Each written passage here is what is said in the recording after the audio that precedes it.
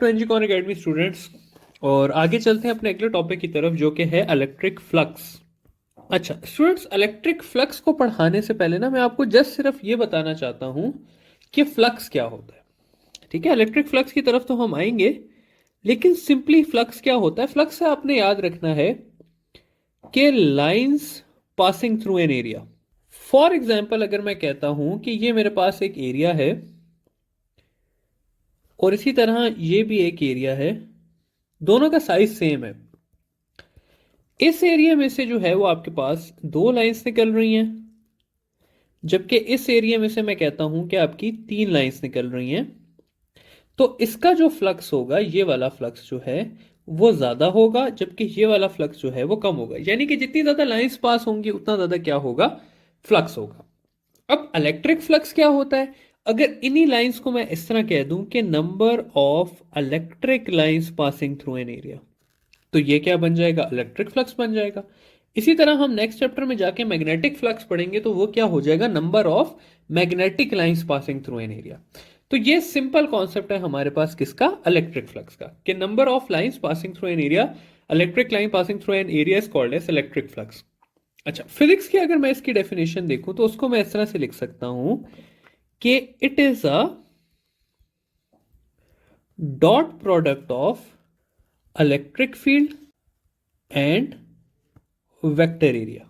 इसको मैं मैथमेटिकली लिखता कैसे हूं, फ्लक्स को इस तरह से लिखा जाता है कि flux is equal to dot product of electric field और वेक्टर एरिया, या इसको मैं इस तरह लिख सकता हूं ई ए कॉस ऑफ थीटा।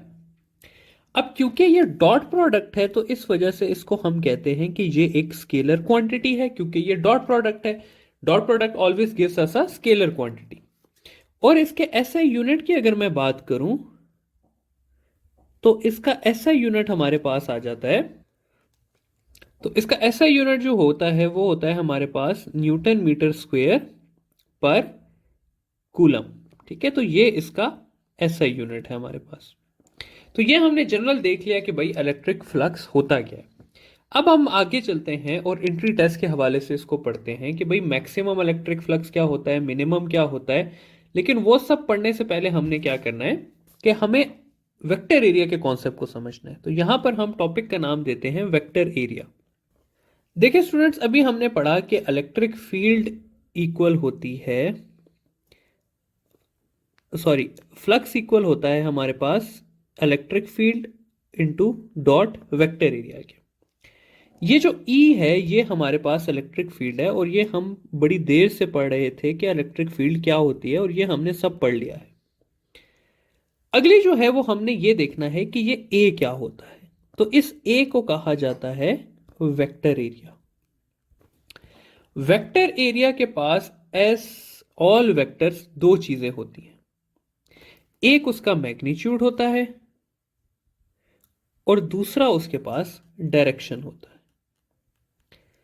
उसका जो स्टूडेंट्स मैग्नीट्यूड होता है वो होता है equal to area, equal to surface area, और उसका जो डायरेक्शन होता है वो होता है परपेंडिकुलर टू एरिया। मतलब क्या है इसका, मतलब इसका ये है स्टूडेंट्स कि अगर मैं कहूं कि ये मेरे पास एक छोटे से साइज का 2x2 का स्क्वायर है, तो इसका जो वेक्टर एरिया होगा वो इस तरह से होगा। उसका मैग्नीट्यूड जो है वो इक्वल टू 4 होगा, क्योंकि 2 इंटू 2 4, और देखिए उसका डायरेक्शन क्या है, परपेंडिकुलर टू एरिया, तो वो इस तरह का होगा। इसी के मुकाबले में अगर मैं कहूं कि मेरे पास एक रेक्टेंगल है जो कि 3 इंटू 2 का है, तो इसका जो वेक्टर एरिया होगा वो परपेंडिकुलर होगा, लेकिन उसका मैग्नीट्यूड कितना होगा, 6 होगा। इसी तरह अगर मैं कहूं कि एक बहुत बड़ा स्क्वायर है मेरे पास इस तरह का, ये जी 10x10 का स्क्वायर है, तो इसका वेक्टर एरिया भी उतना ही बड़ा होगा मैग्नीट्यूड वाइज, वो 100 के इक्वल होगा, और उसका डायरेक्शन क्या होगा, परपेंडिकुलर होगा। ठीक है, तो जितना बड़ा सरफेस होती जाती है उतना ज्यादा वेक्टर एरिया का मैग्नीट्यूड इंक्रीज करता जाता है, और डायरेक्शन उसका हमेशा क्या होता है, perpendicular to surface area. For example अगर मैं एक ऐसा एरिया बना दूं कि भाई जो इस तरह से है, तो इसका वेक्टर एरिया किस तरफ होगा? इस तरफ होगा, क्योंकि vector area is always perpendicular to the surface, और इसका मैग्नीट्यूड किसके इक्वल होगा? Equal to this surface area होगा। तो ये है आपके पास वेक्टर एरिया का कॉन्सेप्ट। अब एक बहुत कॉमन सवाल है जो आता है वेक्टर एरिया से रिलेटेड, और हमारे स्टूडेंट्स उसको यूजली गलत कर देते हैं, और वो सवाल ये है कि is vector area a unit vector? तो इसका आंसर है नो। क्यों? क्योंकि यूनिट वेक्टर जो है उसका मैग्नीट्यूड होता है 1, ठीक है ना। लेकिन हम यहां पर देख रहे हैं कि इसका मैग्नीट्यूड तो देखिए यहां पर 4 है, यहां पर 6 है, यहां पर 100 आया था। इसी तरह जितना बड़ा सरफेस होगा उतना बड़ा वेक्टर एरिया होगा, तो वेक्टर एरिया का मैग्नीट्यूड 1 नहीं होता स्टूडेंट्स, ठीक है। तो ये हमने देख लिया कि वेक्टर एरिया क्या होता है। एक ऐसा एरिया जिसका मैग्नीट्यूड इक्वल टू सरफेस हो और उसका डायरेक्शन जो है वो परपेंडिकुलर टू दैट सरफेस हो, तो उसको हम क्या कहते हैं? सिंपली वेक्टर एरिया का नाम देते हैं। नेक्स्ट सवाल, नेक्स्ट चीज, नेक्स्ट टॉपिक कि भाई मैक्सिमम, मिनिमम और दरम्यान का फ्लक्स कितना होता है। तो हम मैक्सिमम फ्लक्स देख लेते हैं, हम मिनिमम फ्लक्स देख लेते हैं, और हम देख लेते हैं रैंडम फ्लक्स को देख लेते हैं, ठीक है। सिंपल फ्लक्स यहां पर मैं लिख लेता हूं। देखिए स्टूडेंट्स, मैक्सिमम फ्लक्स तब होता है जब सरफेस जो है वो परपेंडिकुलरली पड़ी हो टू इलेक्ट्रिक फील्ड, और जो आपके पास वेक्टर एरिया है वो आपका पैरेलल हो, ठीक है। कहने का मतलब क्या है? देखिए स्टूडेंट्स, अगर सरफेस ऐसे करके पड़ी होगी और फ्लक्स इसमें से ऐसे करके पास हो रहा होगा, फील्ड इसमें से ऐसे पास हो रही होगी, तो तब जो है वो फ्लक्स आपके पास मैक्सिमम होगा, ठीक है। मैक्सिमम फ्लक्स के लिए अगर हम वेक्टर एरिया को लेके चलते हैं तो आपने इक्वेशन यूज करनी होगी, flux is equal to E A cos of theta. लेकिन इसी की जगह अगर आपको वो सवाल में सरफेस एरिया दे देता है तो फिर यही इक्वेशन आपने जस्ट थोड़ी सी चेंज कर देनी है और इसको लिख देना है ई ए साइन ऑफ थीटा। अगर स्टूडेंट्स आप सिर्फ इतनी बात पे गौर करते हैं ना कि वेक्टर एरिया के दौरान आपने कॉस थीटा लिखना है और सरफेस एरिया के दौरान आपने साइन थीटा लिखना है, तो आप बहुत सारी मुसीबतों से बच जाएंगे। इसके पीछे का कॉन्सेप्ट क्या है ये मैं आपको बता देता हूं। देखिए स्टूडेंट्स, मैं इस सरफेस का, ये जो सरफेस है इसका वेक्टर एरिया निकालता हूं, तो ये इसका वेक्टर एरिया बनेगा। अब अगर मैं इलेक्ट्रिक फील्ड, यानी कि ये जो व्हाइट वाली फील्ड है, इसका एंगल मैं देखूं वेक्टर एरिया के साथ तो वो बन रहा है 0 डिग्री। जबकि अगर मैं इसी का एंगल देखूं विद रिस्पेक्ट टू सरफेस, यानी कि ये वाला एंगल, तो ये बन रहा है 90 डिग्री। तो देखिए सेम डायग्राम में वेक्टर एरिया कितना एंगल बना रहा है? 0 डिग्री, और सरफेस कितना एंगल बना रही है? 90 डिग्री, ठीक है। तो इसलिए मैं उस फैक्टर को खत्म करने के लिए क्या करता हूं कि वेक्टर एरिया के लिए कॉस थीटा ले लेता हूं, जबकि सरफेस एरिया के लिए मैं साइन थीटा ले लेता हूं।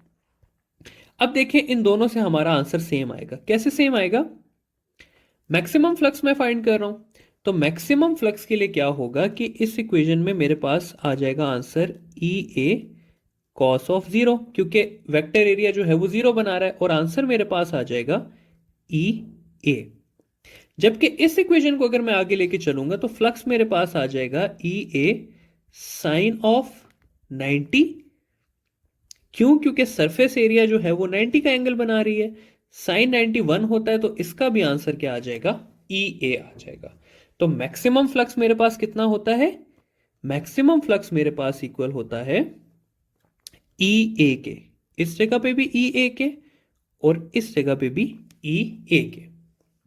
अब अगर मैं मिनिमम फ्लक्स की स्टूडेंट्स बात करूं तो मिनिमम फ्लक्स में सरफेस जो है वो पैरेलल होती है, जबकि वेक्टर एरिया जो है वो परपेंडिकुलर होता है, ठीक है। कैसे? ये देखें स्टूडेंट्स, मैं कहता हूं कि सरफेस इस तरह करके पड़ी हुई है, तो जब सरफेस इस तरह पड़ी हुई है तो फील्ड इसके इस तरह से गुजर रही होगी। इसका वेक्टर एरिया जो है वो परपेंडिकुलर पड़ा होगा फील्ड के। ठीक है, तो इस केस में अगर मैं वेक्टर एरिया को लेके चलूं तो वो आ जाएगा मेरे पास flux is equal to E A cos कितना आ जाएगा 90 विच इज इक्वल टू 0। और अगर मैं सरफेस एरिया को लेके चलूं तो वो हो जाएगा E A sine 0 which is equal to 0। तो अगर सरफेस पैरेलल पड़ी हो और वेक्टर एरिया परपेंडिकुलर पड़ा हो तो क्या होता है, फ्लक्स आपके पास मिनिमम। और इसी के ऑपोजिट अगर सरफेस परपेंडिकुलर पड़ी हो और वेक्टर एरिया पैरेलल हो तो फ्लक्स क्या होता है, मैक्सिमम। फाइनली आपके पास आ जाता है कोई भी रैंडम एंगल, तो मैं कहता हूं एक सरफेस इस तरह करके पड़ी हुई है। ठीक है, तो जब ये सरफेस ऐसे करके पड़ी हुई है तो अब इसका जो वेक्टर एरिया होगा वो इस तरह से होगा और जो फील्ड जा रही होगी वो ऐसे करके जा रही होगी।